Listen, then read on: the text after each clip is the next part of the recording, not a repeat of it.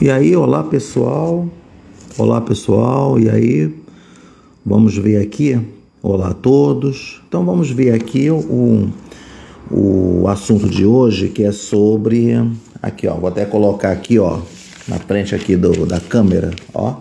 Então, tá aqui ó, mas antes aqui ó, vamos ver aqui Espaço Docente Aprendiz, parceria com Aula 100, e o assunto ó, nesse espaço aqui ó, é sobre esse aqui ó.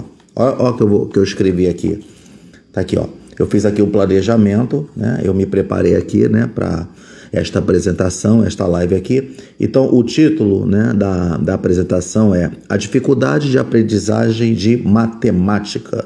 Então tá aqui ó, aí eu coloquei aqui ó, os itens aqui para ver esse debate, né, para não haver nenhum esquecimento aqui ó, tá tudo planejado aqui para ver o que pode ser falado aqui sobre por que as pessoas têm dificuldade de aprendizagem de matemática, né? E porque essa dificuldade, isso aí vem lá de muitos anos, né? Vamos supor, do início do século XX, aí se estendeu até o século XXI. Essa dificuldade, isso aí vem muito antes, assim, em alguns séculos, né? Há séculos já, século XVIII, XVII. Então, vamos ver aqui, né? E vamos ver se a gente coloca algumas curiosidades aqui de questões que, para a época, vamos dizer assim, questões dos anos 50 e que eram considerados terríveis, né? Eram questões assustadoras. E que hoje, essas questões lá dos anos 50, anos 40, hoje você olha assim e vamos dizer, é considerado assim, bem irrisórias, né? Já para a época atual, mas vamos ver aí, tá? Mas vamos saber o que é isso aqui, o que eu estou querendo falar sobre isso, tá bom? Então tá aqui, ó. Então tá lá, ó. Tá aqui, tá? Tá aqui direitinho, aqui, ó. Né? Então o Espaço Docente Aprendiz, né? Está presente aqui, né? Em várias redes sociais. Opa, repetiu aqui. Então tá aqui, ó. Tá, ó. Tá aí, ó. Tá? Aqui. Twitter, né? Agora hoje em dia é o X, né? Não é mais o Twitter, esse símbolo aqui. Então tá aqui, ó. Aí tá lá, ó. Outra rede social aqui, tá bom? Então tá aqui. Tá aí, ó. Então vamos ver. Então vamos ver como é que é isso aqui, né? Vamos lá. Então, e aí, pessoal, beleza? Né? Olá a todos, né? Novamente aí. Então vamos ver aqui. Então vamos fazer aqui um bate-papo aqui informal. Vou usar aqui um bate-papo aqui descontraído. O que me inspirou a fazer esta apresentação foi conversando com algumas pessoas, né, estudantes, né, que ainda estão estudando e estudantes que já terminaram a sua vida escolar, né, e profissionais depois, muitos anos depois, né, que se formaram até na faculdade, conversando de uma maneira, né, descontraída, bacana, sobre essa dificuldade tanto de matemática, né? E a matemática, a gente tem que entender o seguinte, né? Que a disciplina de matemática ela é uma disciplina e que quando você aprende ela aprende os assuntos, os conteúdos de uma forma eficaz, com uma boa metodologia de ensino, você consegue entender outros assuntos, qualquer outra disciplina, língua portuguesa também, que está junto com a matemática. Eu considero matemática e a língua portuguesa um par perfeito, por causa que a língua portuguesa ela lida com interpretação de texto, desenvolvimento do raciocínio, assim como a matemática também faz, né? Então tá lá. E outras disciplinas como história, geografia, sociologia, filosofia, artes, física, química, né? E então o que acontece? Enfim, vamos ver aqui alguns itens que eu coloquei. Vamos ver o que faz assim essa matemática ser tão difícil, considerada ali, ela virou aquele apelido clássico, né, que isso aí vem de anos e anos, né, que matemática é um bicho de 7 cabeças. Quer dizer, faz parte de uma das desculpas manjadas, né, de pessoas que botam a culpa própria da disciplina, que a disciplina não deveria ser difícil, deveria ser algo simples. Quando eu falo isso, quando a disciplina deveria ser algo simples, e aí colocaram dificuldade na matemática. O que eu quero dizer com isso, né? Então, porque isso está relacionado, porque circula, né, nas redes sociais, não querendo ser contra, tá? É sobre um vídeo, né? Já deixando ser claro que não é contra, é até divertido o vídeo, é um vídeo de humor que ele fala assim, é um vídeo de humor que fala sobre os problemas de aprendizado de matemática, em que o comediante, ele fala assim, que a matemática era para ser uma coisa simples, um processo simples, uma coisa assim, e que deveria ficar só com os números, mas aí veio alguém, colocou letras na matemática, e aí a coisa começou a ficar já difícil, quer dizer, enfim, né? Aí conforme o narrador vai falando lá, o comediante vai dando ao pessoal lá as gargalhadas, né? Isso aí deve ter sido uma apresentação ao vivo, né? Um stand-up, alguma coisa assim, sei lá. Então, aí mostra o vídeo, né? Um vídeo de humor que fala sobre as aprendizagem de matemática e vai lá. E começou a botar letras, aí falou que, né? Fala assim que A mais B é igual a X, não sei como, é assim, por aí vai, né? Deixando claro que não é uma crítica, né, negativa, é até divertido que eu também assisto, mas tem que deixar claro o seguinte, o que não pode acontecer é que o vídeo, não é só esse vídeo de humor, outros vídeos também tem por aí, é só pesquisar que vocês vão ver que tem. Não pode usar esse vídeo como uma desculpa que a matemática é difícil. Aí você está culpando a disciplina de matemática. Quer dizer, a matemática leva a culpa em tudo, né? Quer dizer, tudo é culpa da matemática, né? Ou é culpa da pessoa que, não sei, por alguma coisa, por uma falta de afinidade, ou então não tem vocação com números, só quis aprender matemática só para passar de ano, né? Mas tem que deixar claro que a matemática é muito mais além disso, né? Não tem nada a ver com uma frase que diz há muito tempo que fala assim, que através da matemática você encontra os mistérios da vida. O quê? Houve essa afirmação e até hoje nunca foi provado. Prova então que a matemática pela matemática você encontra os mistérios da vida. Não, mas como assim? De que forma quis dizer? Quais são os critérios?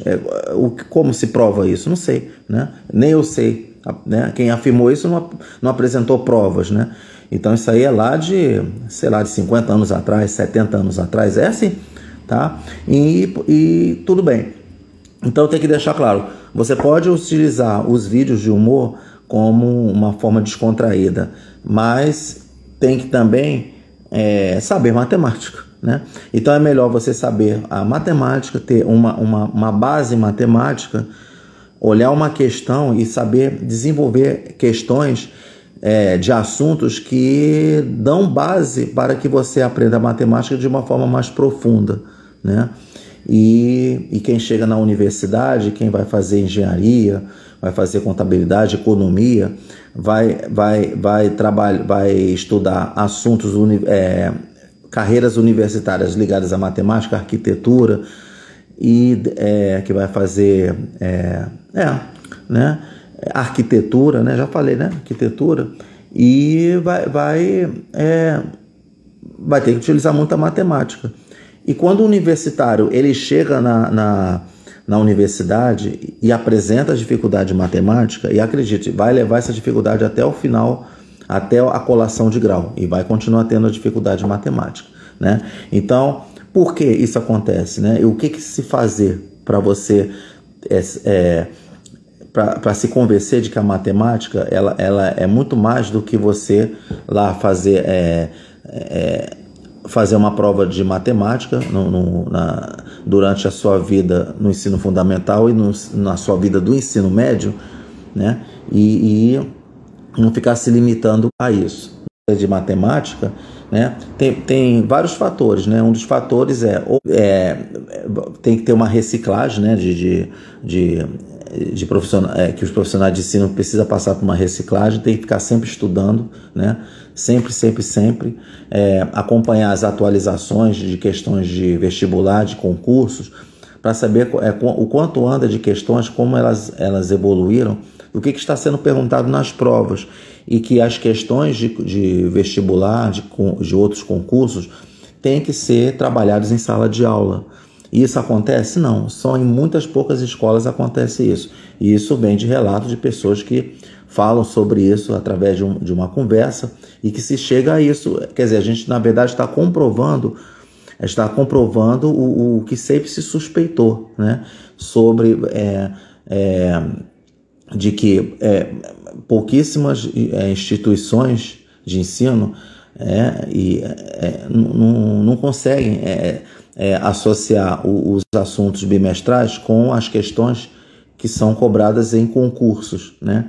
E uma dos pontos da metodologia do espaço docente-aprendiz, recurso, eu utilizo em algumas apresentações um recurso chamado perguntas de motivação. Ou seja, o que é a pergunta de motivação? Você pode, ou questões de motivação, enunciados de motivação, em que você pega você começa uma aula de matemática com uma questão, né? Em vez de você iniciar um assunto teórico, aí utiliza a introdução motivacional. Faz o contrário, começa com uma situação prática para depois você desenvolver a teoria durante todo o bimestre, para poder o aluno ter as informações lá no seu caderno e tudo, para poder estudar para a prova. Beleza, tá.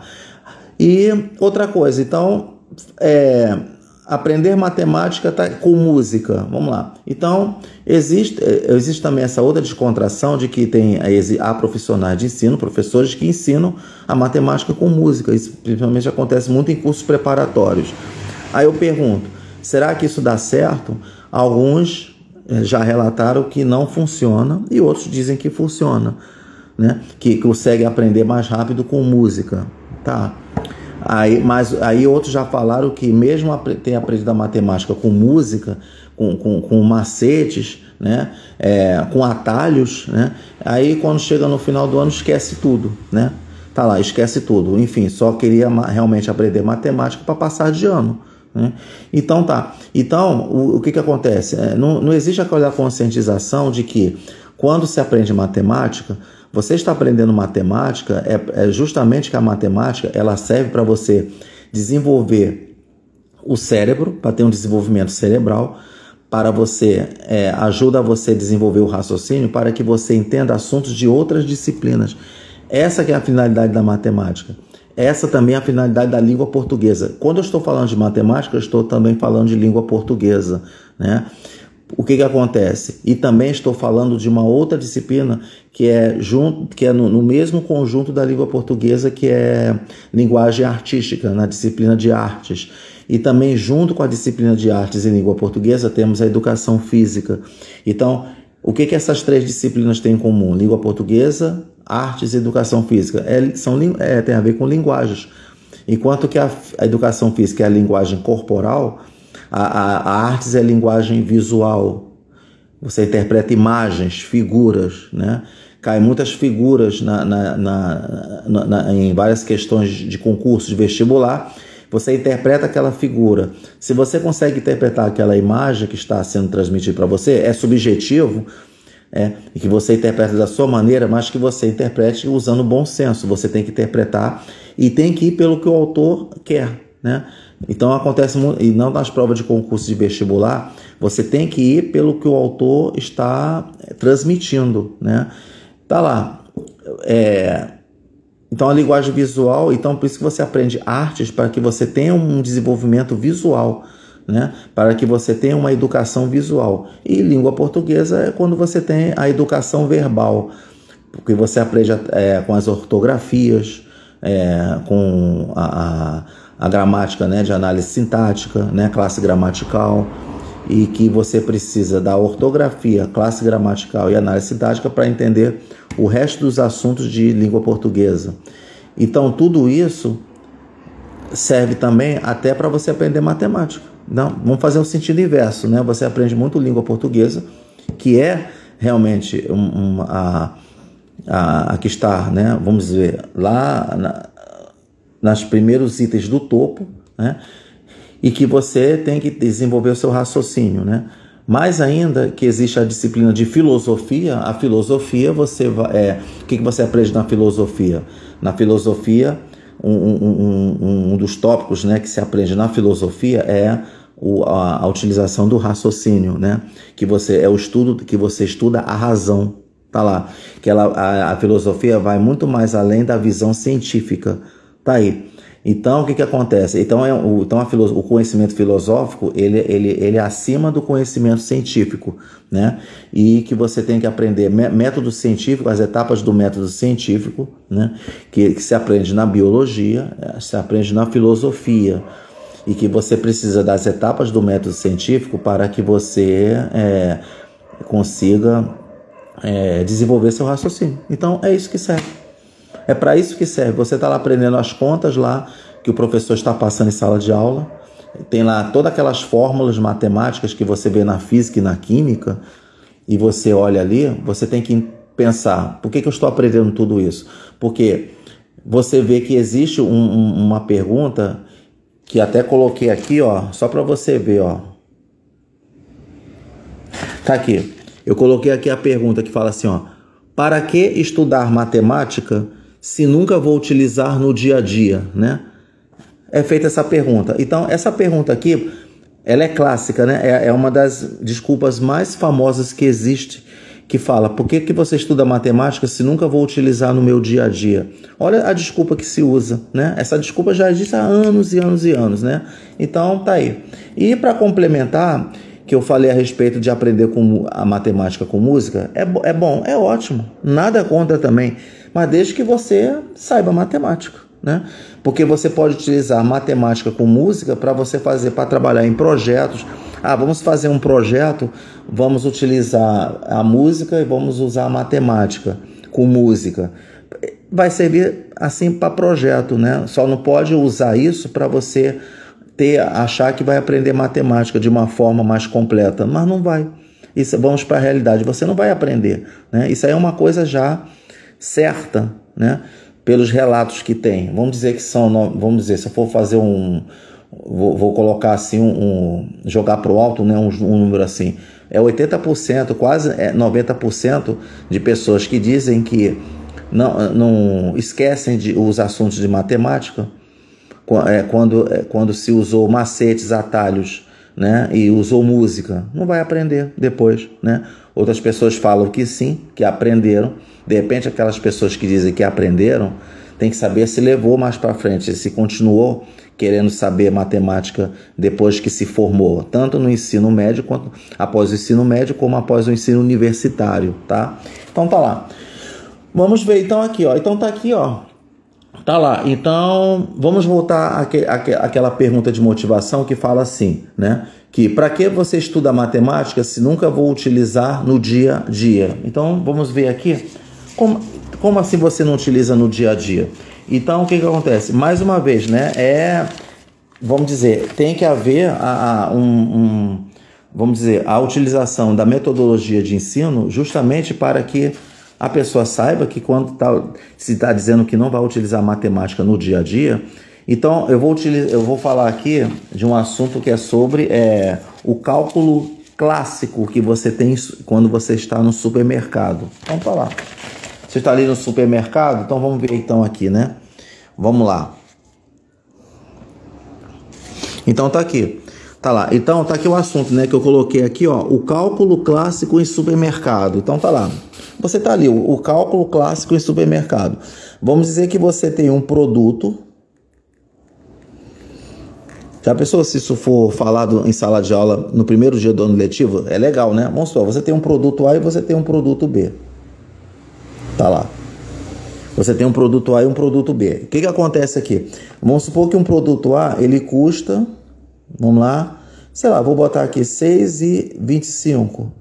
6,25, mas esse produto está com 300 gramas. Tá lá. Aí vamos dizer que vamos dizer que o mesmo produto, imagina o mesmo produto, né? Vamos supor que você gosta de uma marca aí, de um produto, né? Tá lá. Vamos supor que o produto aqui, vamos dizer que seja, sei lá, R$4,96, R$4,96, mas vamos colocar aqui 750 gramas. Tá ali, ó, 750 gramas. Eu não sei, eu estou chutando aqui, né? Então vamos ver aqui. E aí qual é a pergunta? Qual desses aqui é o mais barato ou mais caro, né? Quando às vezes você vê até mesmo no olhômetro, né? Pode ser até que exista ser capaz de saber qual que é mais barato, que é o mais caro. Obviamente, quando a pessoa for olhar o produto B, ela vai ver aqui R$ 4,96, ela é mais barato, né? Ainda mais que tem 750 gramas, tá aqui, ó, né? Aí você pensa, 750 gramas, R$ 4,96, tá barato. E aqui R$ 6,25 por 300 gramas. Ah, porque aqui é 300 gramas, R$ 6,25, tá caro, né? Tá aí. Mas como é que você faz para saber realmente? É por isso que existe aquele cálculo que a gente faz por quilo. Você pode perceber que quando você está, né? Opa, aqui é um K, né? Por quilo. Então, quando você vai olhar o produto, é quando você tem lá um produto ali, que está esse preço de R$ 4,96 por 750 gramas, e ele ainda informa o preço por quilo, né? Eles colocam por quilo para poder você saber qual o preço mesmo real. Vamos supor que eu chamo de preço real. Então, para você saber qual desses produtos é mais caro ou mais barato, você tem que colocar o preço por quilo. Então, como é que você vai fazer isso, né? Então, aí o professor de matemática ele fala assim, no primeiro dia do ano letivo, um exemplo, né? Conversando. Se ele quiser iniciar um assunto para conversar com os alunos sobre a dificuldade de aprendizagem de matemática. Isso serve até para ensino médio e ensino universitário, tá? Então tá lá. Como é que você vai saber por quilo? Aí como é que ele vai desenvolver isso daqui? Então ele pode fazer utilizando regra de 3 simples, tá lá? Vamos supor, regra de 3 simples, tá? Você pode também fazer por operações matemáticas, né? Por efetuação clássica, tá? Então, vamos supor, se você vai fazer por regra de 3 simples, o que acontece? Você vai ter que... Outra coisa, você está trabalhando aqui com gramas e gramas. Existe aquela dificuldade do aluno de converter unidades de medida, né? Vamos supor, 1 quilômetro é 1.000 metros, né? Então, há muitas pessoas que sabem, né, por prática, que 1 quilômetro equivale a 1.000 metros, né? Tem aqueles que não sabem. 1 quilo vale 1.000 gramas. Ele equivale a 1.000 gramas, tá lá. Então, quando você vê aqui 1.000 gramas, o que acontece? Aí você vai utilizar a regra de 3 simples que fala, se R$ 6,25 corresponde a 300 gramas, tá lá. 1.000 gramas corresponde a quanto X aqui? Pronto, tá aí, tá? Então, é mais ou menos assim.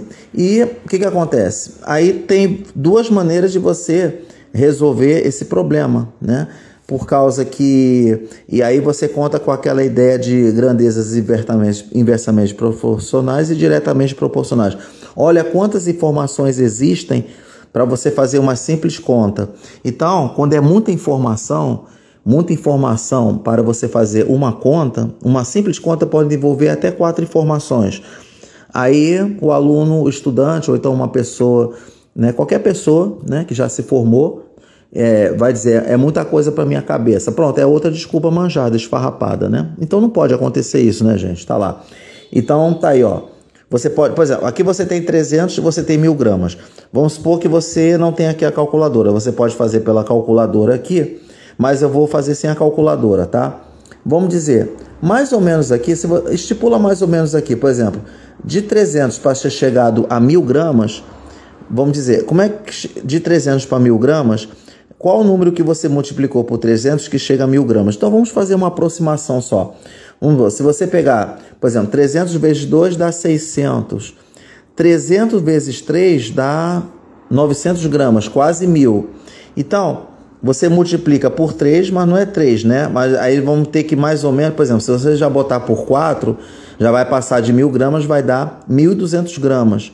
Então você vê que, olha só a base, né? Quando o aluno ele tem base, né? Ele vai ver que ele vai multiplicar por 3, vai chegar a 900 gramas. Mas se ele multiplicar por 4, ele vai passar de 1.000 gramas, vai ser 1.200 gramas. Então, deve ser um número que fica entre 3 e 4 aqui. Sabe qual é o nome desse assunto aqui? Um assunto que se aprende matemática lá no ensino médio, até mesmo no ensino fundamental, se chama intervalo. Tá aí, ó. Intervalo, né? Aí pergunta, por que você estuda intervalos na matemática, né? Tá lá. E também, intervalo na matemática e o intervalo é utilizado muito na física, na disciplina de física, tá? Tá aí, olha quanta base, olha quantas informações que você tem que ter. Tá aqui, ó, 3, 4, né?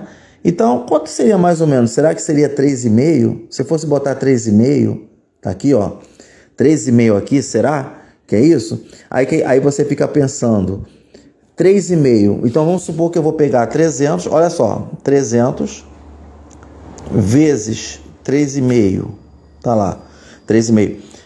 Como é que você multiplica 300 vezes 3,5? Ou você utiliza o modo de operação matemática, que você pega 3,5, multiplica por 3, tá lá. Pega 3,5, multiplica por 3. Esquece o zero por enquanto, né? 3 vezes 5, 15. Vai 1. 3 vezes 3, 9. E 1 que foi 10. Tá lá, né? Aí, uma vírgula. Tá aqui. Então, você vai... Ó, pronto. 10,5, né? Só que tem 0, 0 aqui, né? Então, é como se você pegasse 10,5... Como tem 2 zeros, né? Então, como se fosse multiplicado por 100, ou você tem que deslocar o zero duas vezes, ó. 2 zeros, então você desloca a vírgula duas vezes, ó. 1, 2, tá lá. Vai dar quanto? 1.050 gramas, né? 3,5. Então, é menor que 3,5. Mas vamos fazer uma coisa?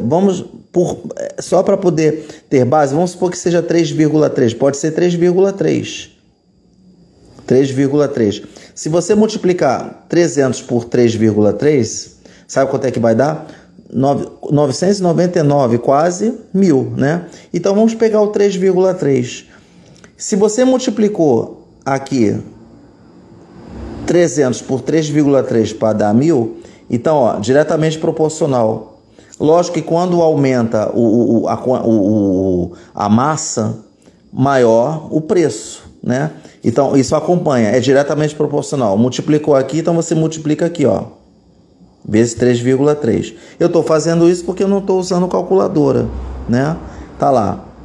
A ideia é essa, é passar uma base matemática. Tem que... Se utilizar a calculadora o tempo todo, claro que a calculadora ela ajuda para você ter uma resposta mais rápida. É ir contra o tempo, né? Tá lá, é você lutar com o tempo, né? A calculadora é uma revolução tecnológica, ajudou muito, claro. Isso eu concordo. 6,25 vezes 3,3, olha só.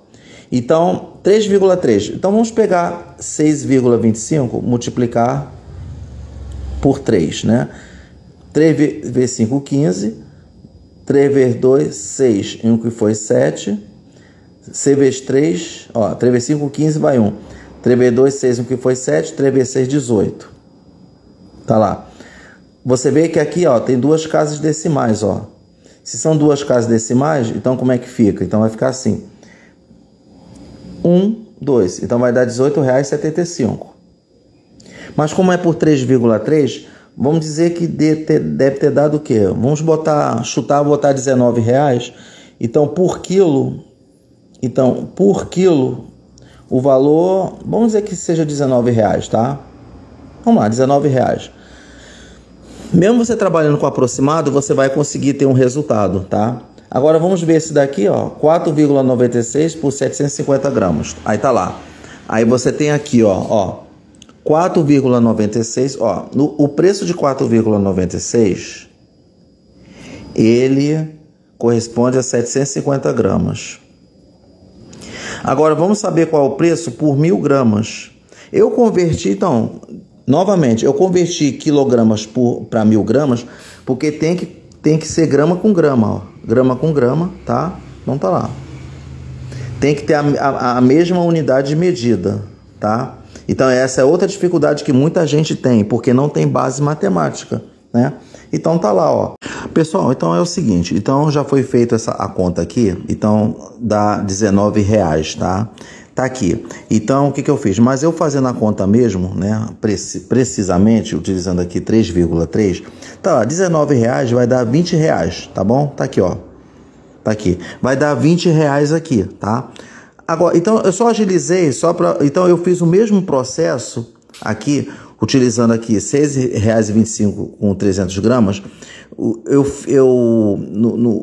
mesmo processo eu fiz só para agilizar, tá? Eu peguei, então aqui, vamos fazer com o produto B, que é R$4,96, 750. Eu já fiz a conta, tá? E deu R$6,60. Antes estava dando aqui, ó, R$6, tá aqui, ó, R$6. Aí eu só agilizei, tá? Um pouco, que deu R$6,60. Então, para concluir, para você ver que, se você for analisar aqui, você vai ver aqui, ó, R$20 aqui, ó, R$20, tá? Por 1 quilo, tá aqui. E aqui você vê R$6,60, tá lá, com o produto B. Então, você pode ver que esse aqui é o mais caro, realmente, tá? É o mais caro. Que às vezes não precisa fazer conta, que às vezes tem situações que só de você observar no olhômetro, né? Vamos dizer assim, você pode ver que esse aqui é o mais barato, tá? Mesmo sendo 750 gramas, ele é o mais barato do que esse aqui, tá bom? Então é só para ter uma ideia, né? De a gente exercer a nossa base matemática, tá? E outra coisa em relação aqui em relação à fração, tá? De números fracionários, o que acontece, né? Vamos ver quando fala aqui a respeito.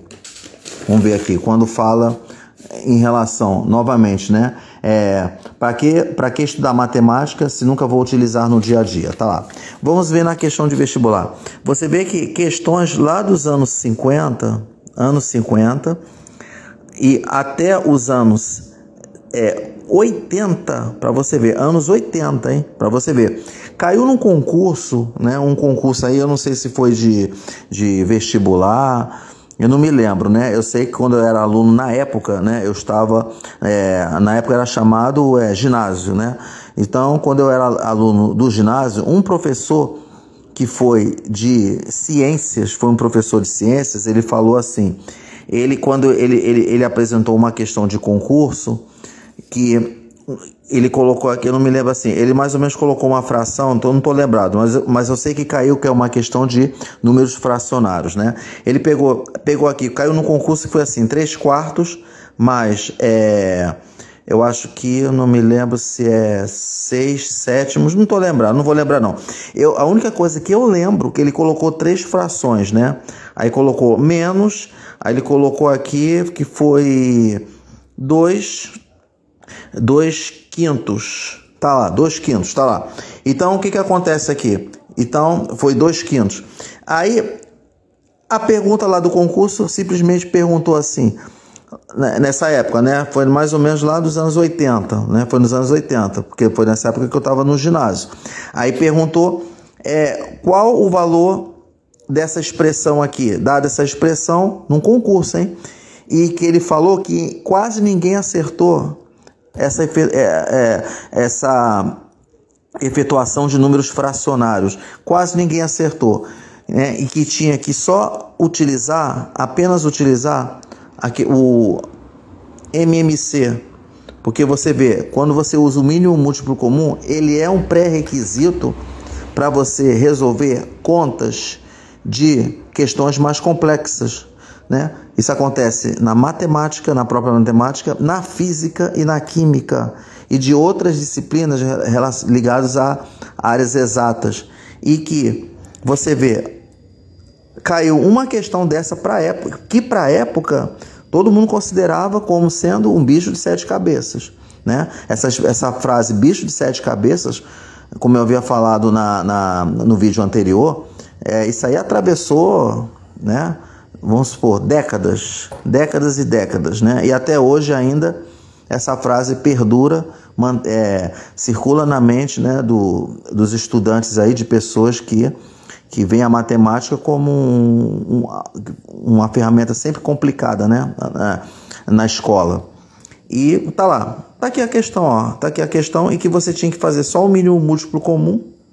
Você faz o mínimo múltiplo comum, que o professor ele pode apresentar isso em sala de aula, no primeiro dia do ano letivo, para fazer um bate-papo informal sobre dificuldade da matemática. E que você tem que fazer o mínimo múltiplo comum. E quando o aluno não sabe utilizar o mínimo múltiplo comum como pré-requisito para fazer essa conta, não tem base, né? É uma deficiência de base, né? Aí você tem que pegar lá o mínimo múltiplo comum, que você pega 4, 7 e 5, tá aqui, ó, tá lá, e que você acha o mínimo múltiplo comum, e que você tem que ver, ó, 4, 7, 5, aí você tem que pegar 4, divide por 2, 4 dividido por 2 dá 2, aí você repete o 7 e o 5, aí qual o próximo que você vai pegar? Vai pegando aqueles que são, que você consegue dividir, né, que, vamos pegar aqui, por exemplo, ó, o 2, ainda você tem que dividir por 2, ó, tá lá. Aí 2 dividido por 2, 1. Porque você vê, quando o número não é divisível por 2, nem o 5 por 2, você repete. Quando você vê que o 2 é divisível por 2, 2 dividido por 2, 1, aí você repete o 7 e o 5. Aí vamos agora, o 1 já resolveu, eu não posso mais botar o 2. Qual o próximo número que entra aqui? Vamos pegar, sempre é do menor para o maior. Então tá lá, você pode ver aqui, ó, vou pegar o 5, ele é menor que 7. Vou pegar o 5, 5 dividido por 5 dá 1, 7 dá para dividir por 5? Não, então você repete o 7, 1 divisível por 5 não é. Tá lá. Pronto, já deu 1 em 1, agora eu vou pegar, o que restou foi o 7, eu vou repetir o 1. Agora, 7, eu vou botar o 7. 7 dividido por 7 dá 1 em 1, tem que terminar com 1 em 1 aqui, né? Aí você resolvendo o mínimo múltiplo comum, aí você tem que multiplicar. 2 vezes 2, 4. 4 vezes 5, 20. 20 vezes 7, 140. Pronto. É isso? Ó. 2 vezes 2, 4. 4 vezes 5, 20. 20 vezes 7, 140. Aí, então, o mínimo múltiplo comum é 140. Aí você tem que... Então, o mínimo múltiplo comum é 140. O que você vai fazer? Você vai pegar 140 dividido por 4. Tá lá. Então, enfim, você vai pegar esse dividir por esse e esse dividir por esse.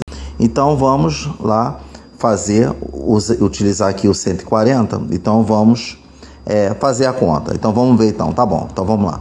Então tá aqui, ó, 140. Aí você tá lá, o MMC, o que vai fazer?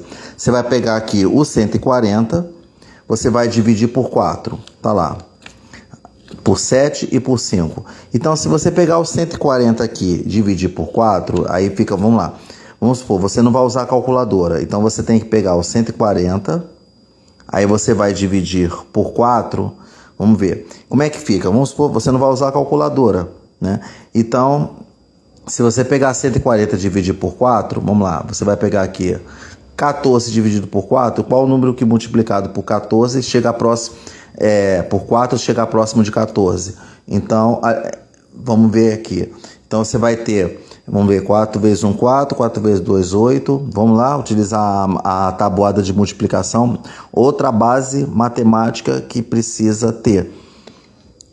Qual é? 4 vezes 2, 8. 4 vezes 3, 12. 4 vezes 4, 16.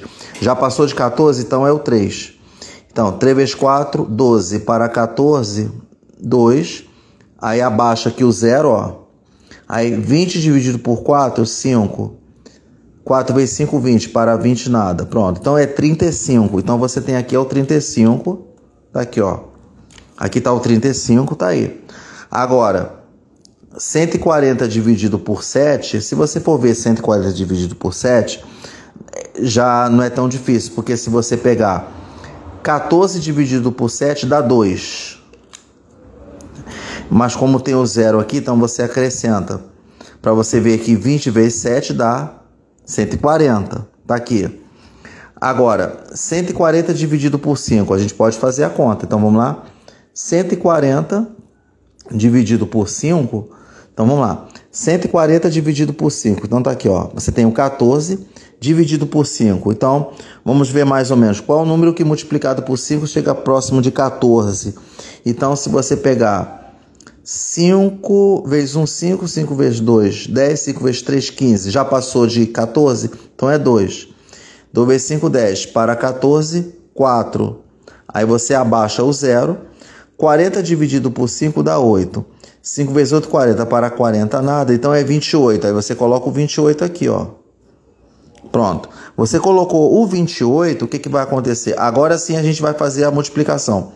Vamos lá. Lembrando o seguinte, né? Outra base matemática que precisa exercer, né? Qualquer estudante, qualquer pessoa que já terminou o ensino escolar, até universitário, que é o seguinte. Então, vamos lá. Sem calculadora. Quando você vai fazer uma efetuação de números fracionários que você usa o mínimo múltiplo comum, sabe-se que quando você pega 35 vezes 4, 20 vezes 7, 28 vezes 5, qualquer uma dessas três operações aqui vai dar sempre 140. Então você bota tudo sempre 140, porque ele é o mínimo múltiplo comum, né? Tá lá. Aí o que acontece? Agora você vai pegar 35 vezes 3, então vamos lá. Aí você vai lá, faz a conta. 35 vezes 3.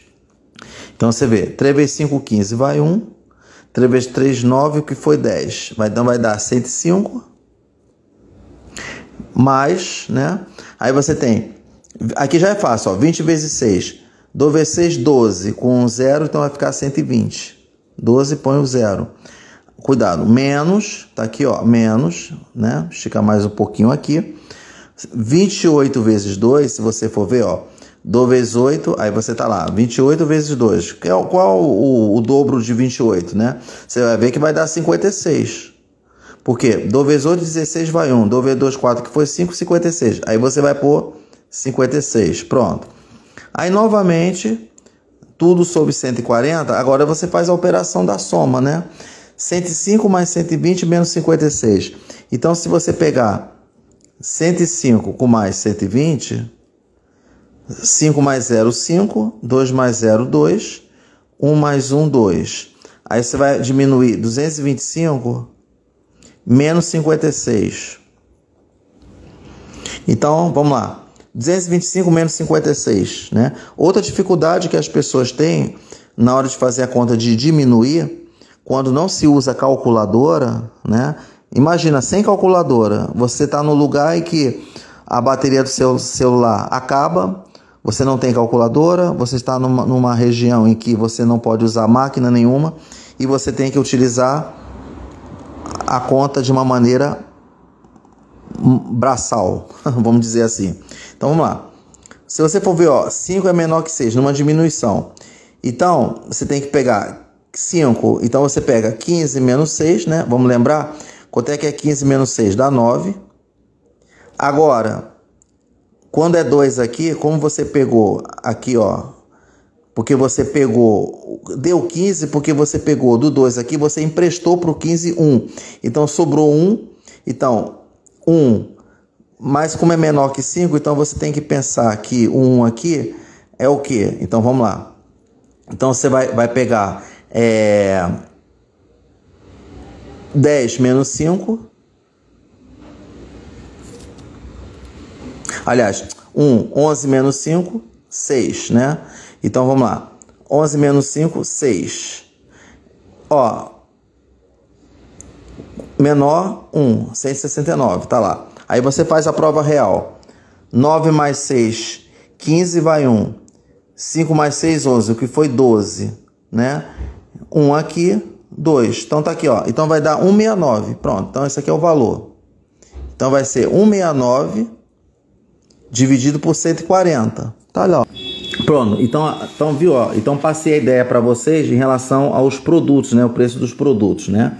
Então, vamos ver outra coisa aqui relacionada aqui ao aprendizagem de matemática. Pessoal, é o seguinte, né? Quando você tem aqui, agora vamos ver outro assunto que ele fala aqui sobre os perfis de profissionais de ensino de matemática, né? Você tem, o que acontece? É que eu falo, né? Existem muitos perfis assim nas redes sociais de professores que fazem um trabalho bem legal de fazer lives, né? De mostrar de como você pode saber matemática, de fazer a pessoa aprender matemática, postando desafios, né? Os desafios ali de expressões, contas, seja o que for. que coloca ali exercícios, né? E tem aqueles outros perfis de matemática que, além dos exercícios, eles colocam para botar dicas de como aprender matemática, né? Então, os perfis profissionais de ensino de matemática ali, eles fazem ali o trabalho, eles divulgam ali os exercícios. Então, é uma forma também de você estar sempre exercitando, né, a matemática, o tempo todo os exercícios, não só matemática, como eu falo sempre, com outras disciplinas também. Então, tá lá o que acontece, né?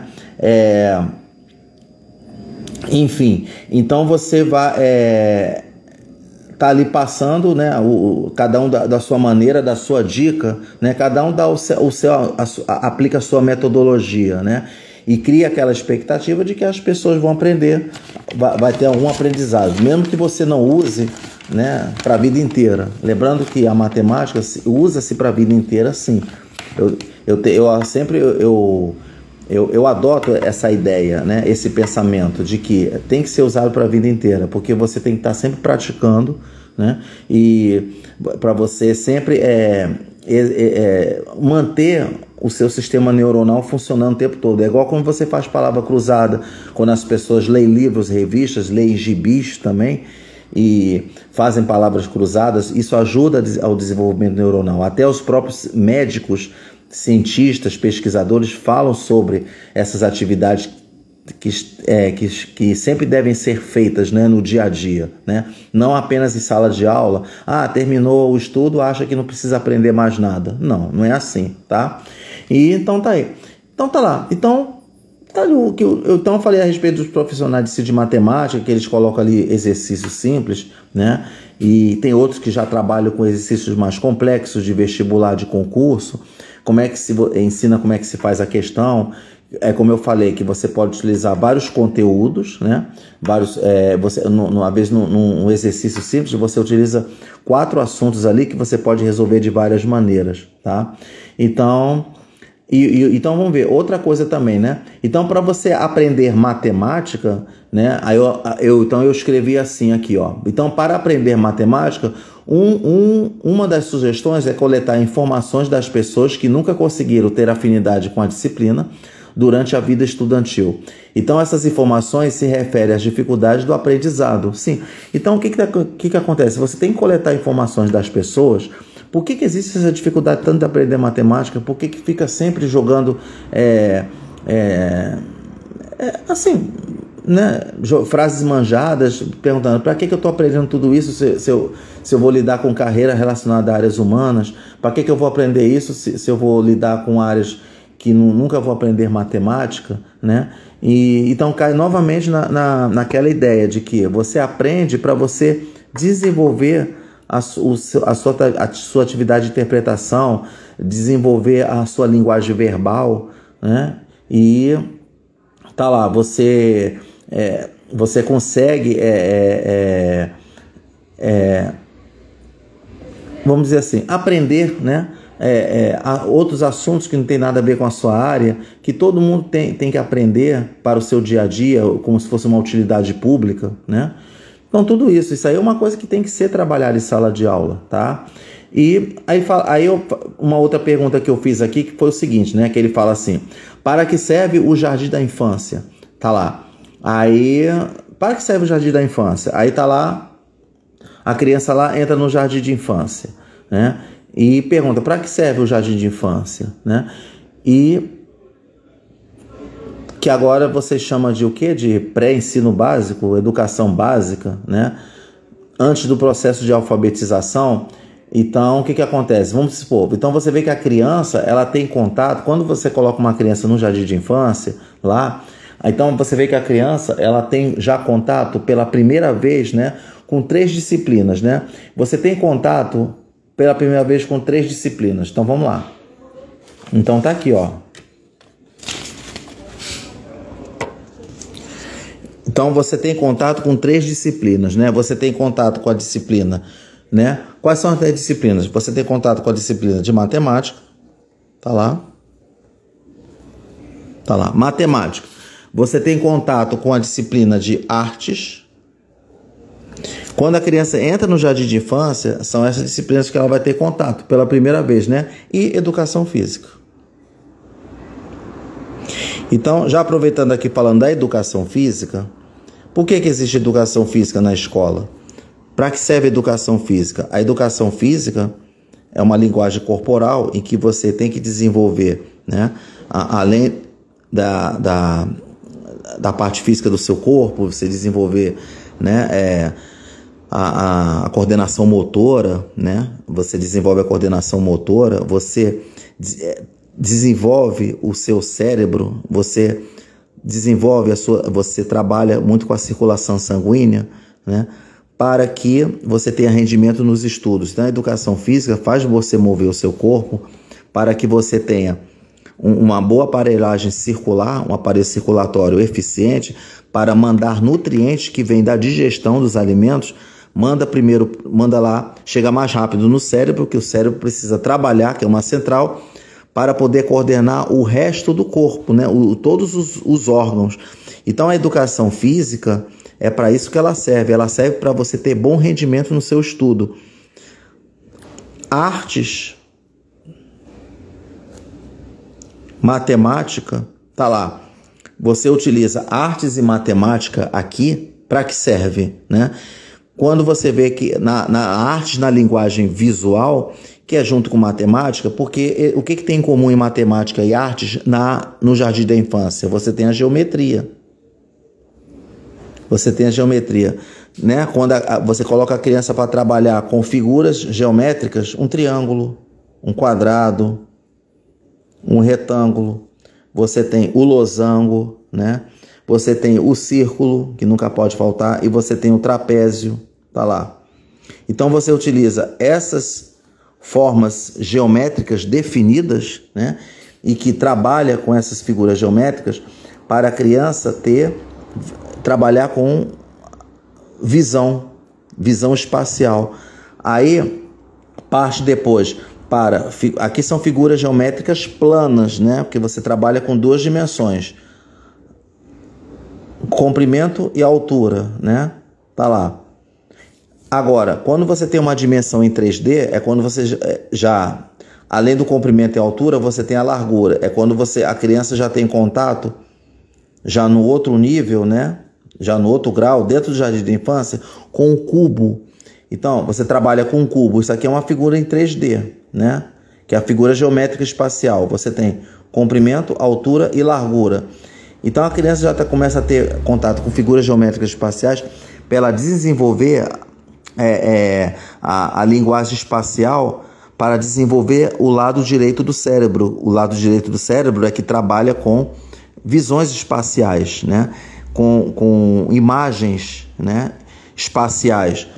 Justamente quando essa criança chegar já numa fase de processo de alfabetização, quando começar o processo de alfabetização, né, ela já vai estar preparada, já vai estar com o seu sistema neuronal preparado para quando entrar no processo de alfabetização, e aí que vai trabalhar com as letras A, B, C, D e por aí vai, e também com números. Tá lá, com números. Aí com as letras vai aprender a escrever as palavras, né? Vai utilizar os números para saber, por exemplo, quantos triângulos tem aqui. Aí coloca lá a criança ali, ó. A criança olha essa quantidade aqui e ela tem que saber. Coloque aqui o número que corresponde a essa quantidade de triângulos, né? Feito assim no jardim de infância. Aí a criança coloca 3. A expectativa, espera-se que ela coloque 3. É uma expectativa, né? E que a gente torce para que corresponda à realidade. Pronto, tá aí. É isso que é feito, tá? Então, quando já começa com o processo de alfabetização, é que ela entra em contato com a língua portuguesa. Com a língua portuguesa. Tá lá. E com isso aqui, o que acontece? Você vai fazer o quê? Com a língua portuguesa. Aí você trabalha com as letras, né? Como está aqui no processo de alfabetização. Aí, vamos voltar àquele vídeo de humor, né? Que fala que a matemática tinha que ser um processo simples, que deveria ficar só com os números, mas aí a matemática começou a ficar complicada, alguém complicou a matemática e botou letras, né? Tá lá. Aí você coloca ali que devia ser números, por exemplo, 3, 4, 6, 8. Aí veio Aí começou a complicar colocando letras. A, B, C, D, aí fala assim, A mais B igual a X. Pronto, aí fala que não sabe por quê. Pessoal, vamos lá. Com base no que eu falei aqui, e voltando aquele vídeo de humor lá no início, né? Tá aqui, voltando com o vídeo de humor lá no início aqui, ó. Pronto, tá aqui, ó. Que eu falei do vídeo de humor. Então, o que que acontece? Vamos lá. Então, já vou partir para outro item que fala assim, ó. Quando você tem aqui, ó. Por que a utilização de letras na matemática? Aí eu coloquei física e química. Para que quando o aluno ele chega lá no ensino fundamental e no ensino médio, ele vai aprender física, ele vai deparar com fórmulas. Por exemplo, quando você... Lá na matemática, quando você aprende função do primeiro grau, você não tem f de x igual a x mais b? Tá ali. Pronto. Aí que f de x está aqui, né? Aí você coloca aqui o f de x. Aí você já dá um exemplo de uma função do primeiro grau, né? Aí você tem 3x menos 8. Pronto. Tá lá. 3x menos 8. Tá lá, ó. Não é assim que se aprende? Aí você tem o a aqui, que é o coeficiente angular. E aqui é o 3. Aqui é o x, que é a variável. O b, ele tem um valor fixo, que é 8. Pronto. Tá lá. Aí quando... Isso aqui é matemática. Aí tem outro ali da matemática, né? Dois assuntos, né, famosos na matemática, né? A função do primeiro grau e tem o ax ao quadrado mais bx mais c. Ax ao quadrado mais bx mais c, aí tá lá, f de x, aí você coloca 3x ao quadrado menos 5x mais 10. Ou mais 12, sei lá. Tá aqui, ó, mesma coisa. Tá aqui. O a, o b, que é esse aqui, ó. O x é a variável. E aqui o C, que é o valor fixo, que é o 12. Aí quando você for levar isso lá para a física, pronto. Então faz todo sentido aquele vídeo de humor, né? Que quando colocou letras, justamente quando você chega na física, tá aqui, ó. Aí você aprende lá na cinemática a fórmula, por exemplo, da velocidade. V inicial mais AT. Tá lá. Na matemática ali, né? Ou na física. Gente, isso aqui é nada mais nada menos que matemática. Isso aqui é matemática pura. Você tem as letras porque você tem as fórmulas e que no lugar da letra você põe um número, né? Tá lá. E outra forma, você tem outras fórmulas, né? Você tem, por exemplo, o cálculo da corrente, né? Você tem ali o cálculo da corrente, que é a quantidade de carga elétrica dividido pelo tempo. Pronto, tá lá. Tá aí. Então, enfim, né? E outras fórmulas que você, né, aprende, né? Então,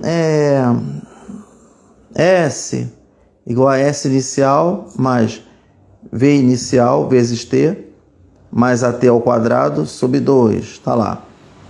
Se você perceber, entre esses dois aqui, ó, compara. Quando você aprende física, na física, velocidade V inicial mais AT, ele é isso aqui, função do primeiro grau. Enquanto que esse aqui, o cálculo do espaço no movimento uniformemente variado, ambos são do movimento uniformemente variado. Você pode ver que lá na física, essa fórmula daqui, ela corresponde à função do segundo grau, lá na matemática. Pronto, tá aí. É isso que se chama base, é ter base. É justamente isso, né? Então, tá aí. Então, por isso que o humor, né, no fim de tudo, né, ele trabalha com base na vida real de pessoas que nunca aprenderam a disciplina de forma eficaz, né? Aí utiliza os vídeos de humor, que poderia ser usado até com uma conscientização, né? Além de levar isso para uma diversão, leva isso também para uma conscientização de ver que através daquele vídeo ele está passando uma mensagem ali, na verdade, né? Mas isso aí é uma interpretação de cada um, tá? Eu estou falando a minha interpretação, porque é muito subjetivo. Eu vejo, é o que eu vejo. Então, e você vê que muitos artistas também fazem, eles entraram nessa onda, né, com esse vídeo de humor. Assim, até parece que eu estou fazendo usando como vídeo de humor como protagonismo. Não, a matemática que é o protagonista desta live aqui, desta apresentação, mas que isso se começou, né? O vídeo de humor realmente foi uma inspiração e que levou a outros pontos que foi discutido aqui, tá? Então é isso, pessoal. Então é isso que tem que ser feito. Você tem que coletar informações de muitas pessoas e escutar o relato dessas pessoas que têm dificuldade em matemática. Alguns vão dizer que não aprenderam porque nunca se interessaram ou porque não gostam realmente de estudar. Você vai esperar essa resposta. Se for ser feita essa pesquisa, vai esperar essas respostas vão vir, né? Dizer, porque eu nunca quis aprender mesmo, nunca quis aprender nada. Outros vão dizer que não aprendeu por falta de afinidade mesmo. Outros dizem que já aprende porque tem um dom por números, né? Porque gosta de matemática.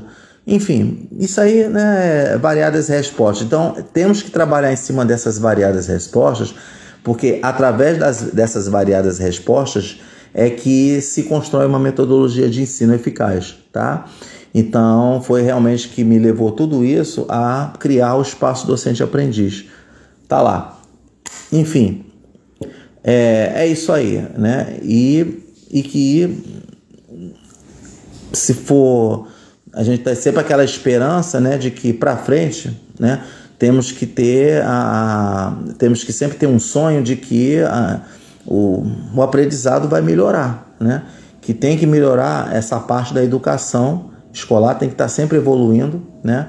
Sempre evoluindo com novas pesquisas, novas descobertas, para tentar achar um caminho para que o estudante ele saia da escola, da universidade com uma base forte, né? É você ter base. A partir do momento que você tem base, você consegue se aprofundar em outros assuntos. Então tá aí, pessoal. Tá aí então mais uma apresentação aí e espero que seja de utilidade aí, né? Para que as pessoas queiram melhorar, né, no seu desenvolvimento de raciocínio e interpretação e aprendizagem geral, ok? Então valeu, um abraço e até lá.